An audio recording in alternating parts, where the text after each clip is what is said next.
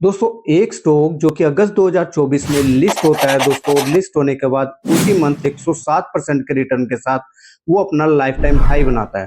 दोस्तों हाई जो होता है वो 156 रुपीज का होता है, और जैसे ही हाई बनाता है दोस्तों उसके बाद उसके अंदर करेक्शन शुरू हो जाता है। अब देखो लोगों को लगता है कि ये एक नॉर्मल करेक्शन है, लेकिन दोस्तों ये करेक्शन कम से कम 1.5 साल चलता है। और ये 156 रुपीज का स्टॉक दोस्तों वो 20 रुपीज पे ट्रेड करने लगता है। अब आप सोच सकते हो कि 156 रुपीज पे कौन लोग जो है फंसे होंगे। दोस्तों मैं बात कर रहा हूँ ओला इलेक्ट्रिक की। देखिए यार, ओला इलेक्ट्रिक का सफर काफी वोलेटाइल रहा। एक टाइम पे दोस्तों मार्केट ईवी स्टोरी को भी एग्रेसिवली प्राइस कर रहा था।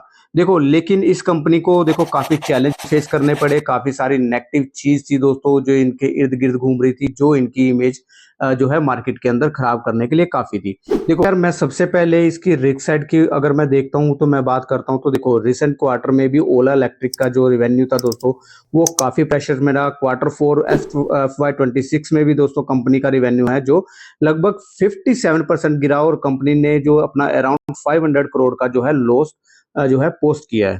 देखो क्वार्टर 3 में भी रिवेन्यू में शार्प डिक्लाइन देखने को मिला था, और स्कूटर सेल वॉल्यूम भी दोस्तों इनकी सिग्निफिकेंटली जो नीचे गिर गई थी। देखो मार्केट शेयर के फ्रंट पे भी इनको काफी प्रेशर था। टीवीएस, बजाज और एथर जैसी जो कंपटीटर थे दोस्तों वो भी एग्रेसिवली मार्केट को जो है कैप्चर कर रहे थे।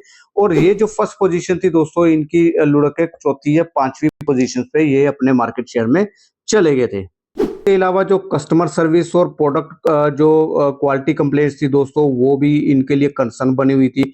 कुछ रिसेंट कंज्यूमर को जो केसेस हैं दोस्तों और कंप्लेंट्स हैं जो कि काफी सामने आए, और जिसका जो काफी नेगेटिवली इनके शेयर्स पे और इनकी कंपनी पे काफी इम्पैक्ट पड़ा, और काफी नेगेटिव एक इमेज बन गई। तो देखो यार, फंडामेंटली अगर मैं बात करूं तो स्टॉक अभी भी दोस्तों रिस्क फ्री नहीं है। तो आप कहोगे कि आखिर मैं फिर इस स्टॉक के बारे में बात क्यों कर रहा हूं। तो देखो यार, ये जो थी मैं आपको बता रहा था इसके नेगेटिव साइड की। तो देखो यार, मार्केट में एक चीज चलती है कि मार्केट कभी भी जो है पास्ट को प्राइस नहीं करता, वो हमेशा को फ्यूचर को डिस्काउंट करता, और यही चीज है दोस्तों जो कि स्टॉक मार्केट को इंटरेस्टिंग बनाता है। देखो यार, अगर मैं बात करूं तो देखो रिसेंट रिजल्ट में लॉसेस अभी भी हैं नो डाउट, लेकिन देखो इनका ग्रोस मार्जिन है वो इम्प्रूव हुआ है। कंपनी एग्रेसिवली कॉस्ट कटिंग पर और ऑटोमेशन पर भी फोकस कर रही है। मैनेजमेंट का टारगेट भी दोस्तों ऑपरेटिंग कॉस्ट को सिग्निफिकेंटली रिड्यूस करने का है। सबसे इंटरेस्टिंग बात दोस्तों, कंपनी बैटरी सेल मैन्युफैक्चरिंग और वर्टिकल इंटीग्रेशन पर एग्रेसिवली काम कर रही है। देखो रिसेंट रिपोर्ट के अकॉर्डिंग ओला इलेक्ट्रिक ईवी और बैटरी टेक्नोलॉजी यूनिट में हैवी इन्वेस्टमेंट प्लान कर रही है, और रिसेंटली स्टॉक में भी दोस्तों स्ट्रॉन्ग रिकवरी देखने को मिली है। अगर आप देखोगे तो दोस्तों 20 रुपए का स्टॉक अभी 40 रुपए के आसपास ट्रेड करा है, तो ऑलमोस्ट 90% की हमें यहाँ पर जो है रिकवरी देखने को भी मिली है। देखो कुछ एक अगर आप देखोगे तो देखो गवर्नमेंट का भी ईवी पॉलिसी लेके आई है, और 2030 के बाद यहाँ पर आप दिल्ली के अंदर दोस्तों आप जो है पेट्रोल डीजल की कोई भी चीज नहीं खरीद पाओगे। इवन जो आपको बाइक पेट्रोल की मिलती है वो भी आपको नहीं खरीद पाओगे। सिर्फ आपको ईवी ही 2030 के पास मिलना है, और बहुत सारी दोस्तों हर स्टेट की गवर्नमेंट है जो इसको ईवी पॉलिसी को पुश कर रही है। तो देखो यार, जो इंफ्रास्ट्रक्चर है वो भी एक्सपेंड हो रहा है, तो ये चीजें आपको ध्यान में रखनी चाहिए। तो देखो यार, ये था एक फंडामेंटली पार्ट जिसको मैं थोड़ी सी पॉजिटिव आपको बता रहा था, जो कि आपको ध्यान रखना चाहिए किसी भी ईवी स्टॉक के अंदर इन्वेस्ट करने में। और जो इस समय का जो क्राइसिस चल रहा है आप देख रहे हो, यूएस ईरान की वजह से जो अपना एनर्जी क्राइसिस चल रहा है वो भी हमें पुश करता है कि हमें ईवी की तरफ थोड़ा सा ध्यान देना चाहिए। तो लोगों का हाँ ना करते हुए भी दोस्तों एडॉप्शन भी बढ़ रहा है ईवी की तरफ। तो देखो यार, ये कुछ एक पॉजिटिव चीजें हैं जो कि आपको ध्यान रखनी चाहिए। अब मैं बात करता हूँ दोस्तों सबसे इंटरेस्टिंग चीज जो कि मेरे को इस चार्ट के अंदर अच्छी लग रही है, और जिसकी वजह से मैं आपके सामने ये वीडियो लेके आया हूँ। और मैं 20 रुपए पे क्यों नहीं लेके आया और 40 रुपए पे क्यों लेके आऊं, उसकी वजह है दोस्तों इसके ऊपर बनता हुआ टेक्निकल चार्ट पैटर्न। देखो वो मैं आपको चार्ट पे जाके समझाता हूँ कि आखिर वो कौन सा पैटर्न बन रहा है, और कौन सा हमारा जो आगे का जो है इंटरेस्टिंग चीजें होंगी, अपना रेजिस्टेंस होगा, सपोर्ट होगा, वो सारा मैं आपको चार्ट पे जाके टेक्निकल टर्म में समझाता हूँ। ये लग गया है आपके सामने ओला इलेक्ट्रिक का वीकली चार्ट मैंने लगा दिया है। तो दोस्तों देखो, ये जो स्टॉक था दोस्तों, ये यहाँ पर जो है अगस्त 2024 में इसने जो आईपीओ आया था, और अगस्त 2024 में ही इसने हाई लगाया था, और हाई लगाया था दोस्तों 157 का इसने हाई लगाया था। अब देखो इसने 157 का जो हाई लगाया था दोस्तों, उसके बाद से जब ये गिरना शुरू हुआ तो दोस्तों इसने लगाया लो 20 रुपीज़ का। 157 रुपीज़ का स्टॉक दोस्तों 20 रुपीज़ का हो गया। और अब जब नीचे देखते हैं तो दोस्तों यहाँ पर हमें एक पैटर्न दिखाई देता है जो कि एक रिवर्सल पैटर्न है। अब जो ये पैटर्न है दोस्तों इसको बोलते हैं inverse head and shoulder pattern. अब इसको बोलते हैं दोस्तों, ये काफ़ी स्ट्रॉन्ग पैटर्न होता है। मैं आपको दिखाता हूँ, देखो ये जो है इसका लेफ्ट शोल्डर है जो कि बना है, ये जो है इसका जो है हेड बना है। अगर हम देखेंगे तो देखो ये एक हेड है जो कि यहाँ पर बना है, और ये जो इसका हो गया ये राइट शोल्डर हो गया। तो ये पैटर्न बना है, इसको रिवर्सल पैटर्न बोलते हैं दोस्तों। और काफ़ी जो है अच्छा पैटर्न होता है और काफ़ी स्ट्रॉन्ग पैटर्न होता है। इसकी जो सक्सेसफुल है जो परसेंटेज है दोस्तों वो भी काफ़ी हाई होती है। अब देखो यार, इसने जो है इसके ऊपर क्लोजिंग भी दे दी है, 41 के आसपास क्लोजिंग हुई है। हालांकि यहाँ पर देखेंगे तो थोड़ी सी वीक भी बनी है, लेकिन इससे पहले अगर आप देखोगे तो दोस्तों यहाँ पर कहीं पे भी क्लोजिंग इसके ऊपर नहीं हुई है। तो ये एक अच्छी बात है कि इसने जो इनवर्स हेड एंड शोल्डर जो बनाया था दोस्तों, यहाँ पर इसने क्लोजिंग दे दी है, जो कि अच्छी बात। इसके लिए मेरा जो टारगेट बनता है दोस्तों वो बनता है नेक्स्ट रेजिस्टेंस। अब नेक्स्ट रेजिस्टेंस क्या बनता है दोस्तों, वो बनता है 60 रुपीज़ का। तो मेरा नेक्स्ट टारगेट 60 रुपीज़ का है।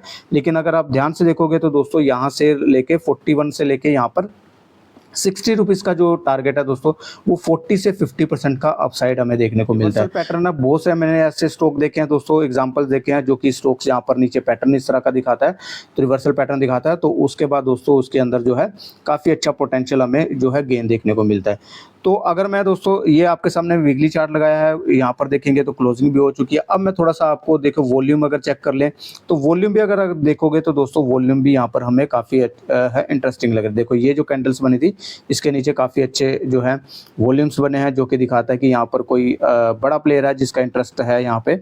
और इसके बाद दोस्तों यहाँ पर देखेंगे तो ये वॉल्यूम भी देखोगे तो काफ़ी अच्छे वॉल्यूम बने हैं। तो अभी देखो इसके स्टॉप लॉस देखो क्या होगा, स्टॉप लॉस आपको लेके चलना पड़ेगा।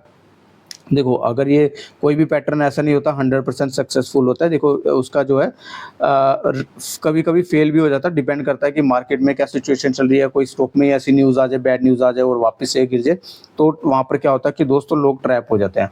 तो फिर क्या कहते हैं कि यार वो यूट्यूब में किसी ने मेरे को स्टॉक बताया था और वो जो है चला नहीं। तो अभी देखो जो ये स्टॉप लॉस बनता है दोस्तों वो 35 रुपीज़ का स्टॉप लॉस बनता है। अगर इसके नीचे कैंडल क्लोज हो जाती है, क्लोजिंग की बात कर रहा हूँ, वीकली कैंडल क्लोज हो जाती है तो ये पैटर्न जो है फेल हो जाएगा। और यहाँ पर फिर उसके बाद दोस्तों कोई नया पैटर्न इमर्ज होगा तो उसके बाद हम बात करेंगे। एज ऑफ नाउ ये पैटर्न मेरे को काफ़ी अच्छा लग रहा है। अब मैं दोस्तों आपको एक बारी मैं आपको जो है मूविंग एवरेज भी लगा देता हूँ। तो देखो ये मैंने आपके सामने मूविंग एवरेज लगा दिया है। अब मूविंग एवरेज में क्या नज़र आ रहा है दोस्तों, ये जो है 20 वीक मूविंग एवरेज है, उसके ऊपर सस्टेन करने के बाद इसने जो है ये कैंडल बनाई है। ये जो ब्लू कलर की कैंडल है मूविंग एवरेज देख रहे हो, ये दोस्तों 50 वीक मूविंग एवरेज है। तो उसके ऊपर ही यहाँ पर इस समय सस्टेन कर रहा है, तो जो कि अच्छी बात है। अब मैं आपको एक बार डेली चार्ट दिखाता हूँ। तो डेली चार्ट में दोस्तों आपको एक चीज़ और जो है अच्छी लगेगी कि देखो यहाँ पर आपको एक और मूविंग एवरेज दिख रहा है, ये है 200 डे मूविंग एवरेज। देखो यहाँ पर इसको जो है रेजिस्टेंस फेस हो रहा था। अब इसने क्या किया दोस्तों, यहाँ पर देखो एक जो है राउंडिंग बॉटम बनाया और उसके बाद 200 जो डे है मूविंग एवरेज है उसके ऊपर जो है कैंडल को क्लोजिंग दी है। तो देखेंगे तो दोस्तों तीनों मूविंग एवरेज के ऊपर जो है इस समय चल रहा है, क्लोजिंग भी दे दी है 200 डे मूविंग एवरेज के ऊपर। तो ये अच्छी बात है, स्ट्रॉन्ग जो दिखा रहा है कि स्टॉक के अंदर स्ट्रेंथ है। वॉल्यूम अगर आप देखोगे तो वॉल्यूम देखेंगे तो वॉल्यूम यहाँ पर अच्छे इंटरेस्टिंग लग रहे हैं। अब मैं अगर यहाँ पर दोस्तों ये लगा देता हूँ RSI, जो कि हमें दिखाता है कि चार्ट के अंदर किस तरह की स्ट्रेंथ है। तो देखेंगे तो दोस्तों RSI भी जो है वो 68 के आसपास 60 से ऊपर ट्रेड कर रही है, यानी कि यहाँ पर जो है मोमेंटम है, स्टॉक के अंदर स्ट्रेंथ है। अगर मैं वीकली बेसिस पे लगाऊंगा तो दोस्तों यहाँ पर देखेंगे तो 50 के ऊपर जो है सस्टेन कर रहा है यहाँ पर RSI है। और जब एक बार 60 तोड़ेगा तो दोस्तों यहाँ पर हमें अच्छा मोमेंटम देखने को मिल सकता है।